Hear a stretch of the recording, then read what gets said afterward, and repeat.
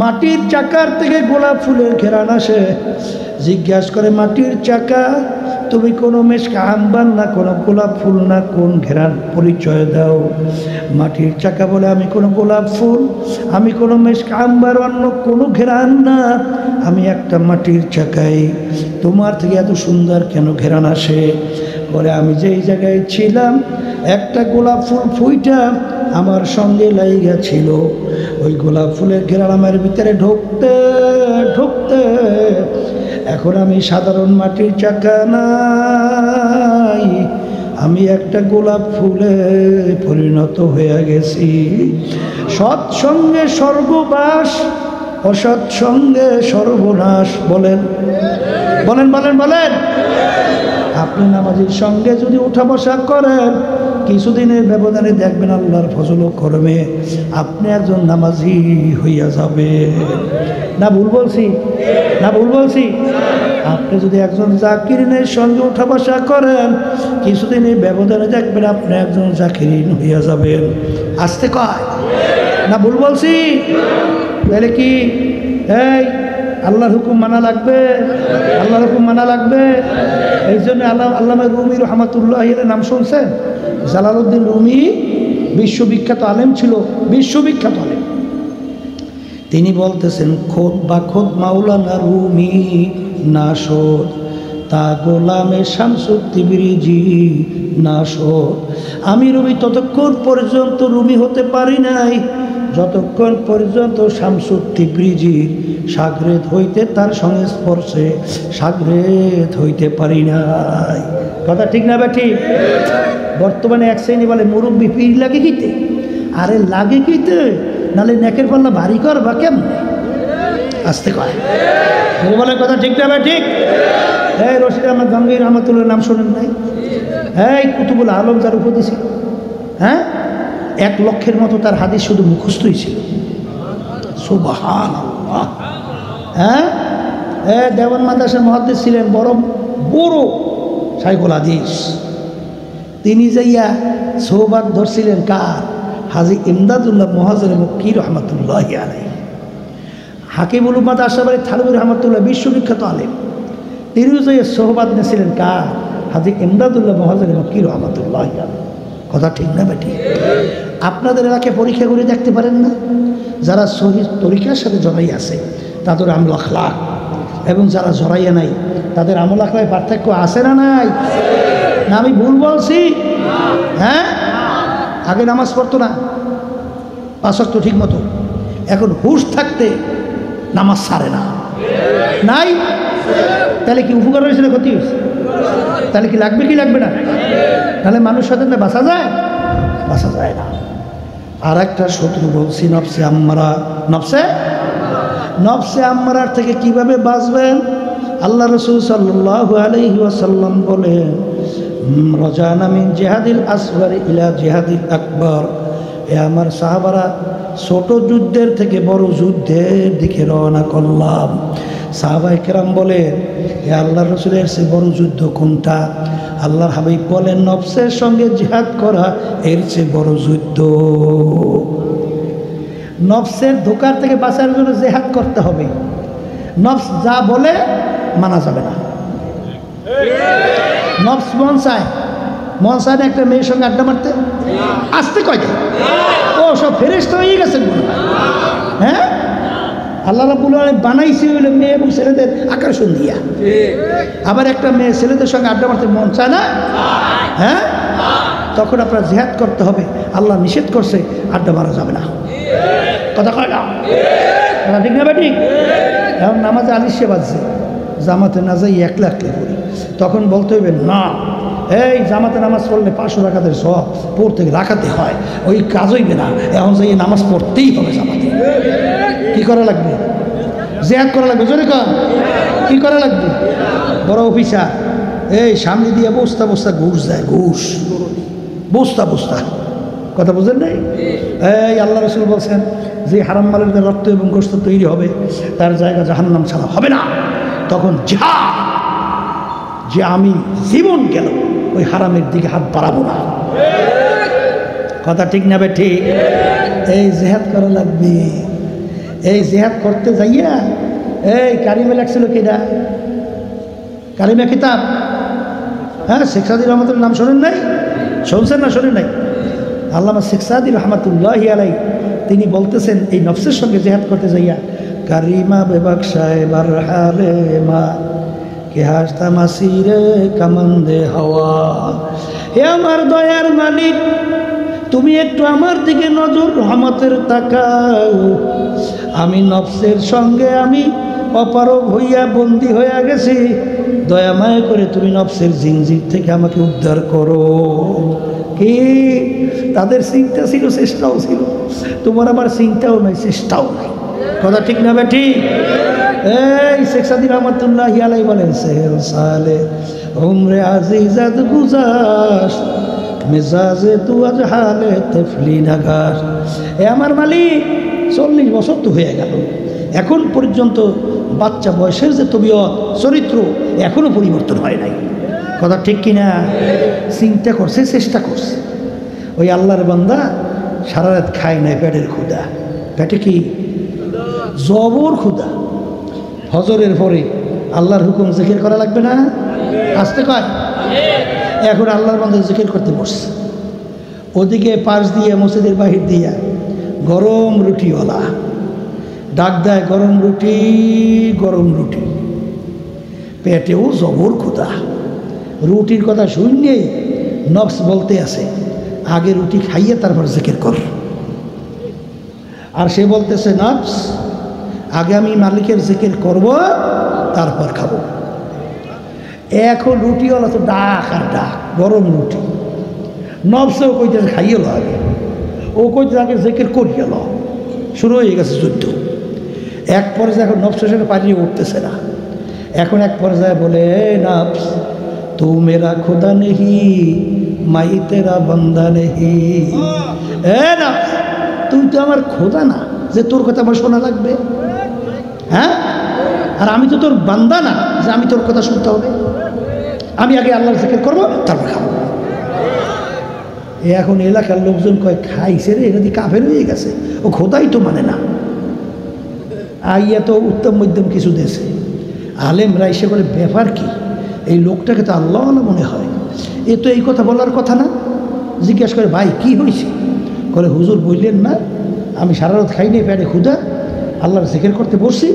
এখন গরম রুটিওয়ালা যায়, রুটিওয়ালা রুটি করে ডাক দিয়েছে, নফস করে খাইয়াল এইবার জিকির কর।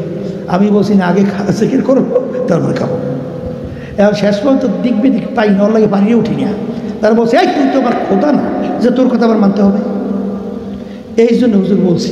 তখন এই আহারে তোরা সর্বনাশ করছো, হুজুর কাছে মাফসা মাফসা। জেহাদ করা লাগবে, আসতে কয় নাই, আর একটু আসতে কয় লাগবে। জেহাদ ছাড়া বাঁচা যায়? যায় যায় যায়। এই জেহাদ করতে করতে এক পর্যায়ে এই নফসে লাউমায় পরিণত হয়, এরপর নফসে মুতমাইন্নে পরিণত হয়।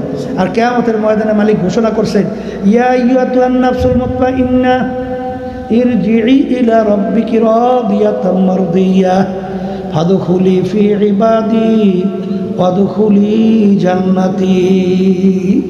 নফসে মুতমাইন্না কাকে বলে? নেকের দিকে ঝোঁক, গুনার থেকে ফিরতে পারে, এর নাম হলো নফসে মুতমাইন্না। এই আল্লাহর বান্দারা, পর্দালে মা বোনেরা, মরণ কিন্তু লাগবে, আর দুই দল ছাড়া কিন্তু হবে না। আর নেকের পাল্লা ভারী যাদের হবে, আমার মালিক তাদের জন্য ফেরদাউস বেহেশত সাজায়া রাখছে। আর যাদের নেকের পাল্লা হালকা, গুনার পাল্লা ভারী, আমার মালিক ঘোষণা করছেন এমন শাস্তির জায়গা ওই জাহান্নামের ভিতরে নাফরমানেরা যখন জ্বলবে। আল্লাহ রাব্বুল আলামিন কোরআনুল কারীমের ভিতরে বলেন, কুল্লামা নাদিজাত জুলুদুহুম বাদদালনাহুম জুলুদান গায়রাহা। জাহান্নামীরা জাহান্নামের ভিতরে জ্বলতে জ্বলতে তাদের শরীরের চামড়াটা শরীর থেকে পৃথক হইয়া জমিনের ভিতরে ধারাস করিয়া পইরা যাবে। লা ইয়ামুতু ফিহা ওয়ালা ইয়াহইয়া। আল্লাহ রাব্বুল আলামিন বলে, এত কষ্টের পরে মৌত তালাশ করিয়া পাওয়া যাবে না। এ আল্লাহর বান্দারা, পর্দার আলে মা বোনেরা, ভালো কইরা বোঝো, আজকে শীতের দিনে আমরা ল্যাপ কম্বল মুড়া দিয়া ঘুমাই, মাথার নিচে বালিশ দিয়া ঘুমাই। ওদিকে ফজরের সময় মুয়াজ্জিন আযান দেয়, আসসালাতু খায়রুম মিনান নাওম, ঘুম হইতে নামাজ ভালো। তুমি নাকটাই না ঘুমাও, আল্লাহর হুকুম মানো নাই। কিয়ামতের ময়দানে জাহান্নামের মধ্যে আমার মালিক জাহান্নামীদের জন্য ল্যাপ তোশকের ব্যবস্থা রাখছে। আমার মালিক বলেন, আমি জাহান্নামা মিহাদুন ওয়া মিন ফাওকিহিম গাওয়াশ। আমার মালিক বলেন, ও ফেরেশতারা, নাফরমান দুনিয়ার ভিতরে স্বাধীনতা পাইয়া আমার সমস্ত নেয়ামত ভোগ কইরা ওই ক্ষণস্থায়ী জিন্দেগির পিছনে পইরা স্থায়ী জিন্দেগি ভুলছিল। আহারে, ওদেরকে আমি তুলা দিছিলাম বালিশ বানাইয়া শোয়ার জন্যে, তুলা দিছিলাম ল্যাপ বানাইয়া গায়ে দেওয়ার জন্যে, তুলা দিছিলাম তোষক বানাইয়া লাইসা শোয়ার জন্যে। ল্যাপ তোষক শুইয়া পাইয়া, তুলা পাইয়া আরামে নাকটাই না ঘুমাইছে। আমি ডাকছি ওকে, আমি পাই নাই। ওদেরকে জাহান্নামের তোষকের উপরে শোয়াইয়া দাও, এরপর জাহান্নামের ল্যাপটপের কাঁধে গায়ের ভিতরে উঠাইয়া দাও, এরপর ল্যাপটপ চতুর্দিক দিয়ে আটকাইয়া দাও, এরপর জাহান্নামের আগুন ল্যাপটপকে ধরাইয়া দাও। আল্লাহ, আপনি আমাকে আমাদের সবাইকে মাফ করে দিয়ে, আল্লাহ আপনি আমাদের সবাইকে মাফ করে দিয়ে। বাজান আমি বলিনি, আল্লাহ বলছেন, আমি শুনাইতে আছি। এ কবরের যাত্রীরা, এই এক সেকেন্ডে আযাব সহ্য করার শক্তি দুনিয়ার কোনো মানুষের নাই। যাদের ঈমান মজবুত, তাদের ব্যাপারে আমার মালিক বলে, আল্লাহ আল্লাহ আল্লাহ আল্লাহ আল্লাহ। আর এমন কিছু আমার বান্দা বান্দি দুনিয়ার মধ্যে আছে, তাকশাইরু মিনহু জুলুদুল্লাযীনা ইয়াখশাউনা রাব্বাহুম সুম্মা তালিনু জুলুদুহুম ওয়া কুলুবুহুম ইলা যিকরিল্লাহ। এক শ্রেণী আমার বান্দা বান্দি এরকম দুনিয়াতে আছে, যখন তাদের গুনার কথা মনে পড়ে, গুনার কথা মনে পড়ার পরে জাহান্নামের কথা মনে পড়ে, তাদের শরীরের চামড়াটা থর থর করে কাঁপা ওঠে, তাদের কলবটা থর থর করে কাঁপা ওঠে। কিন্তু আমার বাজানদেরকে বলবো, পর্দালে মা বোনদেরকে বলবো, বাজান দিন যায়, রাত্র যায়, বছর যায়, গুনার পর গুনা কইরা যাইতেছি। কই একটু জাহান্নামের ভয়, মাওলার আযাব ও গজবের ভয়? কই তোমার তো একদিন একটু শরীরও কাঁপলো না, তোমার তো একটু কলব বিচলিত হয় নাই? তুমি ভালো কইরা যাই না রাইখো, কামেন মোমেন হইতে পারো নাই। এই জন্য আমার বাজানদেরকে বলবো, পর্দালে মা বোনদেরকে বলবো, বাজান যারা সহি তরিকার সঙ্গে জড়াইয়া থাকে, দেখবা তাদের চোখের ভিতরে সবসময় পানি টল টল করতে থাকে। আহারে, কারণ চোখের পানি ছাড়া জাহান্নামের আগুন ঠান্ডা হবে না। এ কবরের যাত্রী, আল্লাহর বান্দারা, এ পর্দার আড়ালের মা বোনেরা, কবরে কিন্তু কোনো দলাদলি নাই। যদি কেউ কবরে পরিচয় দেয় আমি চরমনাইয়ের মুরিদ, এই পরিচয় কিন্তু কবরে চলবে না। বাজান, কবরে কিন্তু সবার জন্য প্রশ্ন তিনটা। এক নম্বর মান রব্বুকা, দুই নম্বর ওমা দীনুকা, তিন নম্বর ওমান নাবিয়ুকা। এখানে কিন্তু কোথাও না তুমি চরমনাই, না সারসিন, না ফুলপুরা, না তুমি জৈনপুর, না রাজারবাগ, না দেওয়ানবাগ, না আট্রসি, না তুমি চন্দ্রপাড়া, না মাইজভান্ডার, না তুমি আওয়ামী লীগের, না বিএনপির, না তুমি জাতীয় পার্টি, না অমুক তমুক সমুক। এই পরিচয় কিন্তু কবরে চলবে না। এই জন্য বাজানদেরকে বলবো, পর্দালে মা বোনরা যারা শুনতেছেন, কখন কোন সময় কার ডাক আসবে এটা কিন্তু তোমারও জানা নাই, আমারও জানা নাই। আমার মালিক যখন মাহফিলে নিয়ে আসছে, আমার মালিক বড় দয়ার মালিক, আমার মালিক বড় মায়ার মালিক।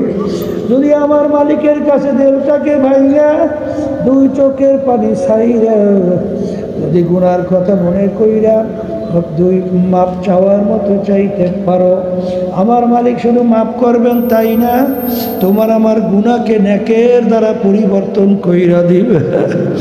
আল্লাহু আল্লাহ, আল্লাহুম্মা আমিন।